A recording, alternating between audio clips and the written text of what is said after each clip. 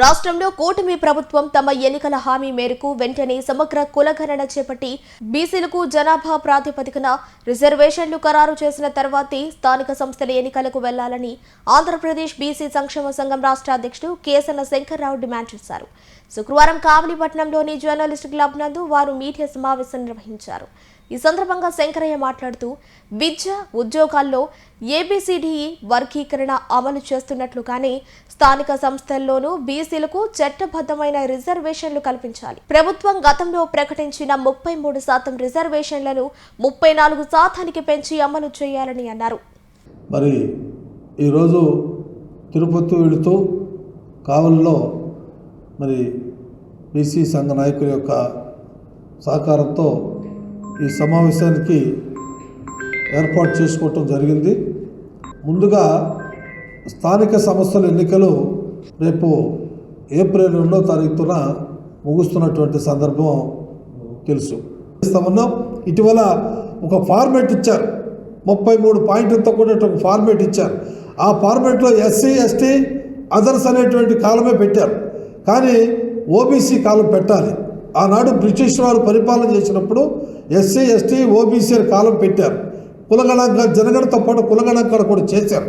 కానీ ఈరోజు ఓబీసీ కాలం పెట్టకపోవటం వలన మనం ఇటీవల మేము ఢిల్లీ కూడా వెళ్ళి సంబంధించినటువంటి శాఖ మంత్రి గారితో కూడా కలిసి మాట్లాడి ఈ విషయం కూడా వారి ద్వారా తెలియజేయటం కూడా జరిగింది. రేపు 23వ తారీఖున ఢిల్లీలో జంతర్ మంతర్ దగ్గర మరి ఒక్కరోజు దీక్షా కార్యక్రమాన్ని కొనసాగిస్తామన్నాం.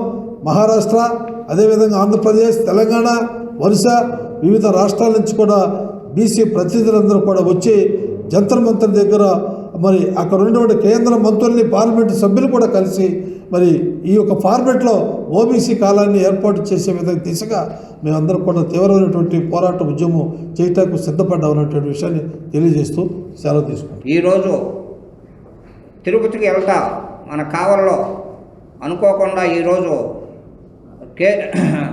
కేసన శంకర్రావు గౌడ్ గారు మన రాష్ట్ర అధ్యక్షులు ఇక్కడ రావటం జరిగింది. కావున మేమందరం ఆయన్ని కలుసుకొని ఇక్కడ ప్రెస్ మీట్ జరగటం జరిగింది. అందుకని మనకి రాబోయే స్థానిక సంస్థ ఎన్నికల్లో మాకు బీసీలందరికీ న్యాయం జరిగేటట్ట రాష్ట్ర ప్రభుత్వం కానీ కేంద్ర ప్రభుత్వం కానీ మాకు న్యాయం జరగాలని కోరుకుంటూ ఇక్కడ మన కావలి నియోజకవర్గంలో కూడా మన ఎమ్మెల్యే గారు చొరవ తీసుకొని మన బీసీలకి అందరికీ మున్సిపాలిటీలో కానీ ఎంపీటీసీల్లో కానీ జెడ్పీటీసీల్లో కానీ పంచాయతీల్లో కానీ న్యాయం జరిగేటట్ట చూడాలని కోరుకుంటూ సెలవు తీసుకుంటున్నాం.